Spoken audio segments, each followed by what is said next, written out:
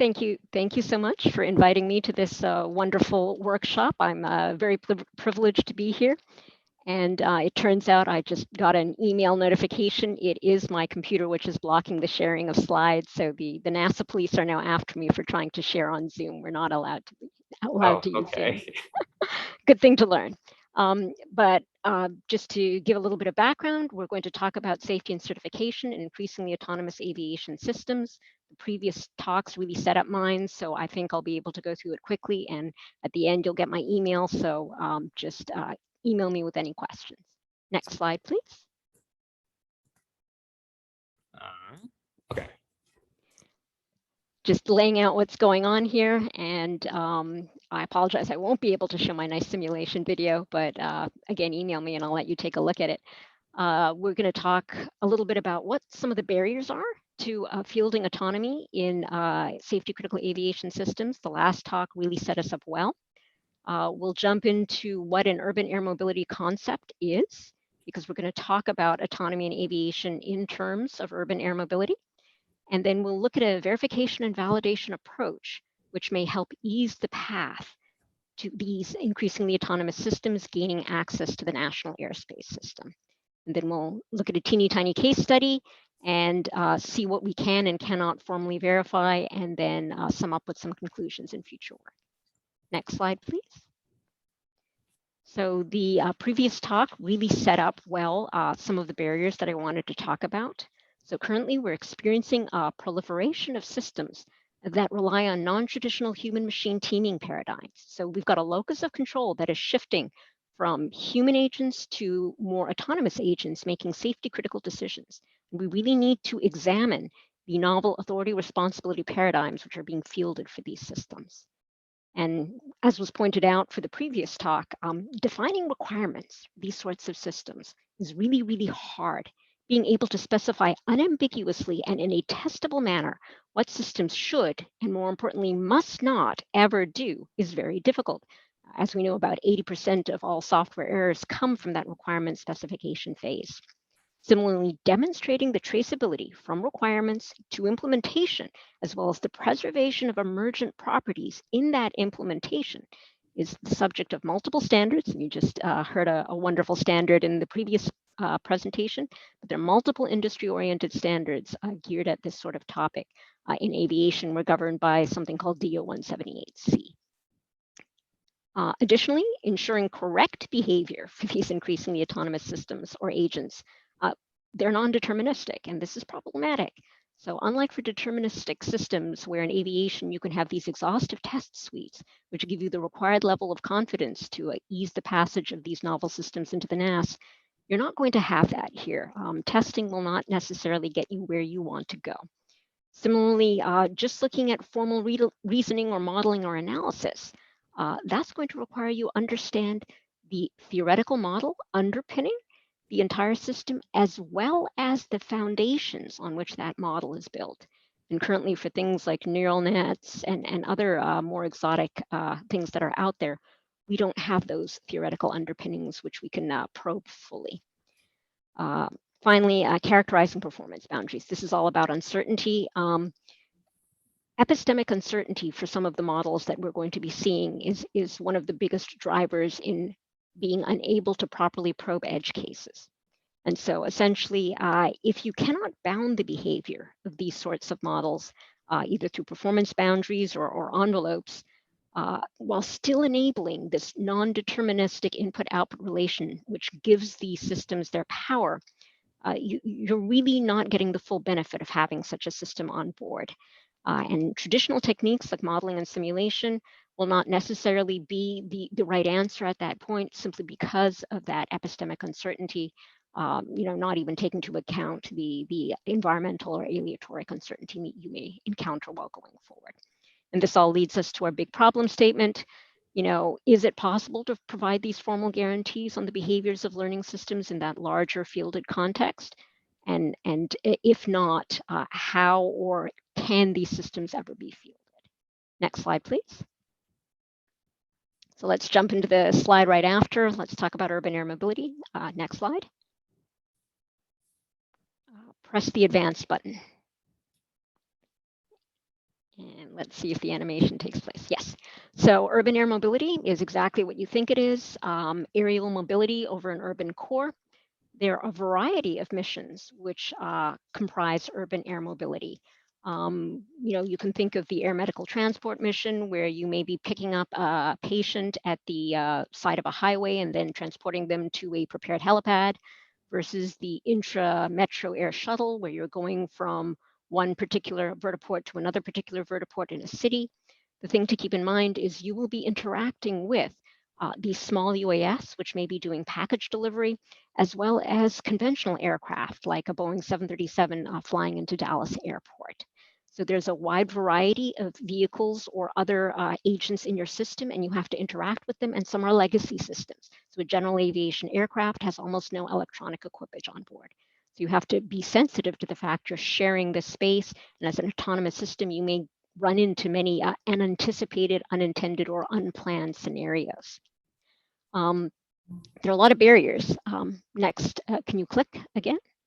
So barriers for vehicles, things like certification, operational approval, safe urban flight management, increasingly autonomous operations, because some of these vehicles that are being proposed are not flyable by hand, must be fully autonomous, or at least remotely piloted with multiple aids, synthetic aids to help that person make decisions. Click again. There are also airspace barriers, such as safe, efficient, scalable operations. If you want this business case to close, you've really got to pack these vehicles in close together, and a human can no longer provide separation services. Things like weather prediction, so uncertainty management there, and comm navigation and surveillance issues. If your comm drops out, what are you going to do? Click again and again. So two big barriers, or the biggest barrier, public acceptance. If the public doesn't think something's safe, they're not going to let it fly over their heads. So public acceptance is conditioned both on safety as well as on noise. Click again. And again. So we talked a little bit about urban air mobility. So clearly we're going to need increasingly autonomous systems to realize this concept. How are we going to help ease these systems into the national airspace system? Aviation is one of the safest things out there, and there are a gazillion rules or standards which govern what can and cannot fly. Click again. So one of the approaches which is being tried and looked at is leveraging off several aviation standards which exist. DO 333 called the Formal Method Standard, as well as DO 331 Model-Based Systems Engineering, and DO 330, which is tool qualification. So can you get a set of tools which will help you perhaps look at the requirements you specified, trace down to their implementation, and then see whether or not you can formally verify properties. So looking at cognitive modeling or cognitive architectures to be able to specify these learning systems is something that's being tried, and then the attempt to translate them into perhaps a formal model may yield some results. So we propose a framework for the verification validation of increasingly autonomous systems where intelligent agents are specified in a cognitive architecture which is extensible to multiple learning mechanisms. So the cognitive architecture lets us develop an initial system which has a mathematical foundation. These cognitive models are then transformed into an informal environment to enable verification. This allows properties to be proven once the models are fully specified, and permits counterexamples to be generated. The models can then be refined with additional requirements, which may be generated from those counterexamples, or through the identification of assumptions and constraints, which were either previously not known or were not necessarily valid previously. And again, of course, by the addition of previously unmodeled features, there could be timing aspects that you didn't think about before. So the refined model is then verified, and the cycle of refinement and verification continues until the desired properties are regarded as holding over that particular model. And once you've got these desired properties proven, you can use those properties to generate runtime monitors. And these runtime monitors then can attest to whether or not the properties are violated in the fielded system. So once the verified model is fielded in the runtime environment, you have a couple of learning mechanisms which may engage, and this can act to modify that model. So before the modified model, of course, is allowed to execute in the runtime environment, you have to have a means of verifying whether or not the desired properties hold for that execution behavior for the modified model. If the modified model can be verified, it then becomes the baseline model and is allowed to execute. Keep in mind that further runtime monitors may then be generated by the things that you've just recently learned. Those could be constraints or environmental assumptions, which are not valid. If the model cannot be verified, then the unmodified model continues to execute, and the things you've learned just go and get put on a shelf. Next slide, please. So I'll go over some of this stuff quickly in the hopes of making up some time.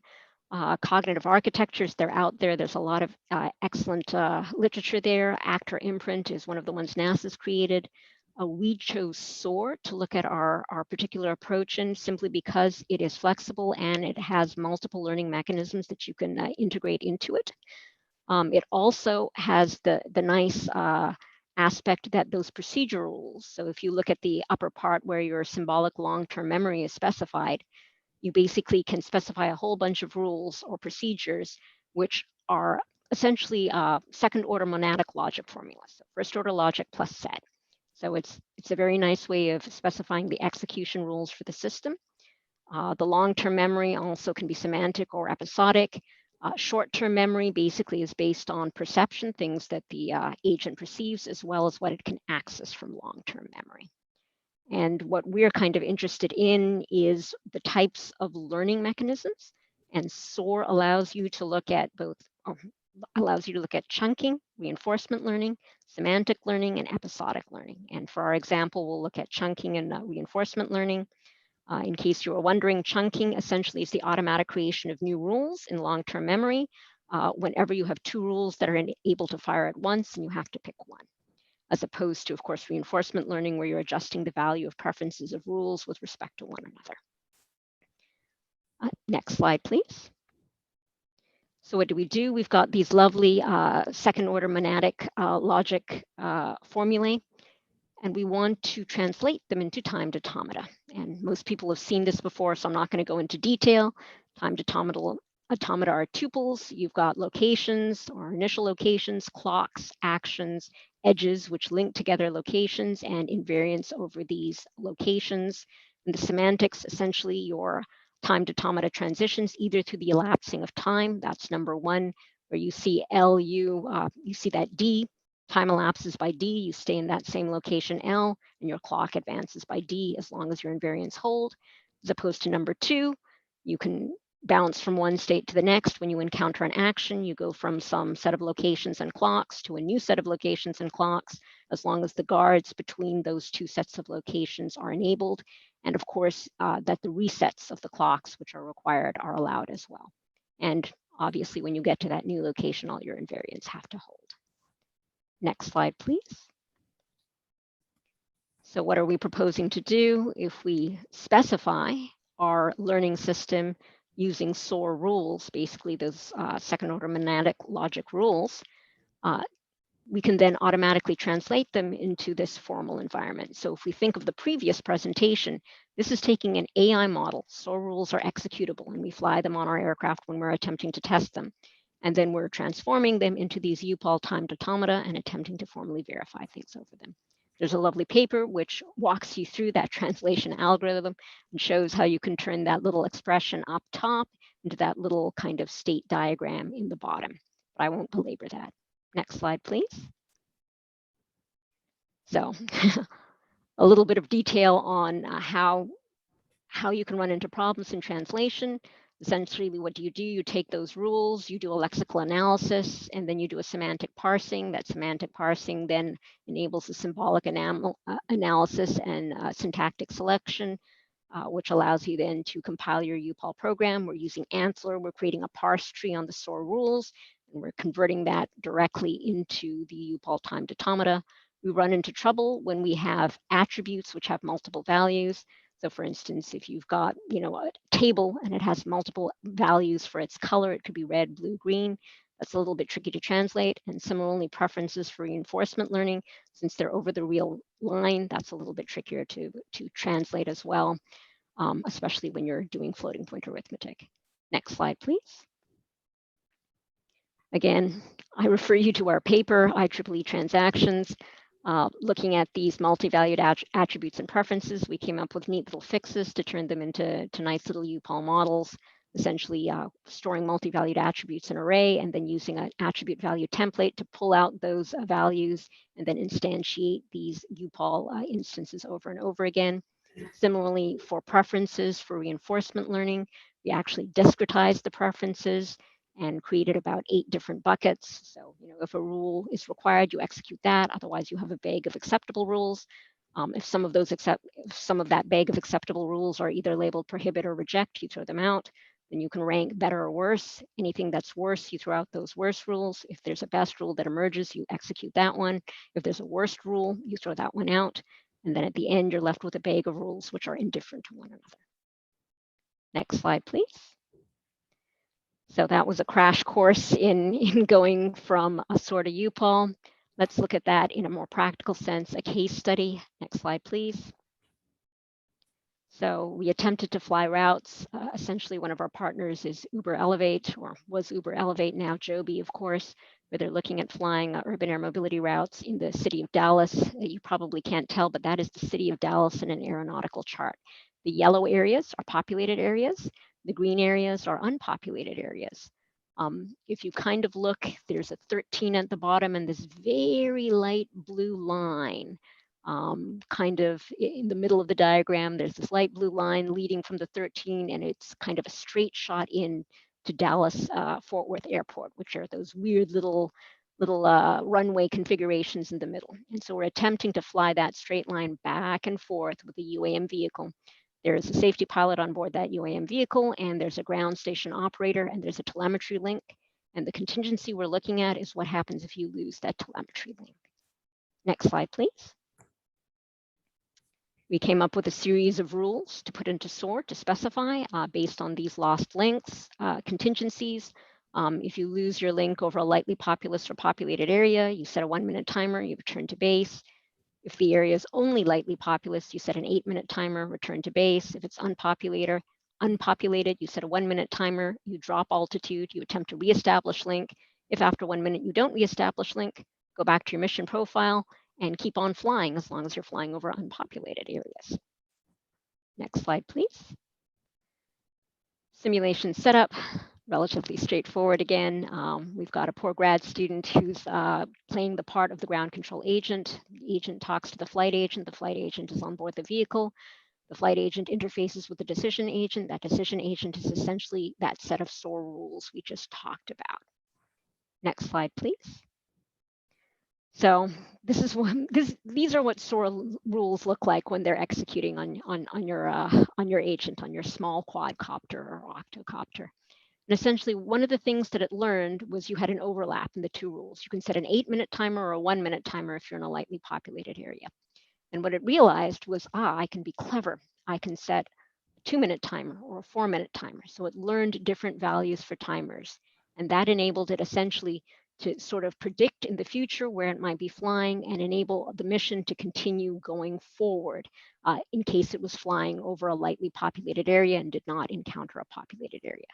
So if you could actually read that bottom, I'm not sure it's displaying very well, but in the green text, that's that new learned rule where you're learning timers of varying values. So that multi-valued attribute becomes the timer. So it can be a 1-minute timer, a 2-minute timer, a 2.5-minute timer. It learns it based on where the contingency is called. Next slide, please. It's also possible to learn things through saved decisions, and this is where reinforcement learning comes. You fail the comm link, you see where you failed it, and then you fly for a little while. And if you encounter a populated area, you remember that decision. And so the next time when you're flying and you fail the comm link, and if you're nearby, what you do is you can adjust the preference to what rule you wish to select based on your position. It's actually position in nav, but that's a little bit more of a detail. So these saved decisions act to tune your preferences and enable reinforcement learning so you don't have to then explore the entire problem space again. And this proved to be a very large savings in the model that essentially was translated to UPOL. And again, I refer you to a couple of references. The end of the presentation will have all those references so you can jump in there. Next slide, please. The simulation. This is where I would have switched to the video. So please send me an email if you would like to see the nice Augusta Westland 609, which is basically a tilt rotor. So you'll be able to see the contingency being called, the tilt rotor turn around, it puts up its rotors and then begins to land. But alas, that 1 minute video, I'm not going to have time to show. Next slide. Verification and validation, what did we do? We took those learn SOAR rules, we turned them into timed automata, we put them into UPAL. UPAL, of course, is the famous timed automata model checker. It has an editor, simulator, and a verifier. There were 6 main properties, which broke down into 32 queries. These were essentially safety and liveness properties. Counterexamples, when they're generated, you're allowed to simulate them, and thus you can see where something went wrong, and that allows you to, of course, fix your model. And of course, you can visualize your timed automata. Next slide, please. So the takeaway, the verification results, those 6 main properties I talked about, those are the contingencies, as well as number 6, which is the learning, which says when an impasse is created, you get a tie between operators, and the ties are resolved by selecting the best learned solution. And if you can see on the right-hand side underneath the big table, requirement B number 6, this is what the UPAL query looks like for one of those particular tie resolutions. So you've got 4 possible operators, basically an 8-minute timer, a 2-minute timer, a 4-minute timer, and a 1-minute timer, all of which can fire. You go through preference selection and you fire the right one. And essentially, you can see in the table up top, it's taking on average for the most difficult of the queries or the difficult of the requirements about 20 seconds. So we're still doing okay in terms of scalability, but keep in mind, this is a small example. Next slide, please.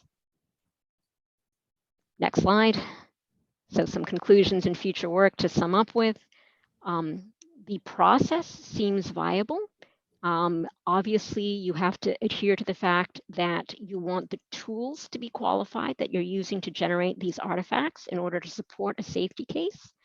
Additionally, you want to make sure that you are modeling the system accurately. But again, this is a possible path forward to looking at very well-constrained learning systems to be able to generate a safety case and perhaps get them onto an aviation platform. The big thing, of course, for future work, more complex systems, it's going to be a lot harder. You have to meld the design assurance with the operational assurance. One of the things that has been proposed is linking AADL and AGREE, the assumed guarantee contract reasoning, into being able to generate your SOAR model that way. And of course, we're switching from UPAL to new XMV to get a more scalable model checker. Next slide, please. Whole bunch of references. Next slide, please. I want to thank my collaborators, Sid Bhattacharya, Dan Griesler, and Milton Stafford at Florida Institute of Technology. Of course, also our collaborators at Rockwell Collins and at Joby as well. And with that, I'll stop for questions and let everybody go.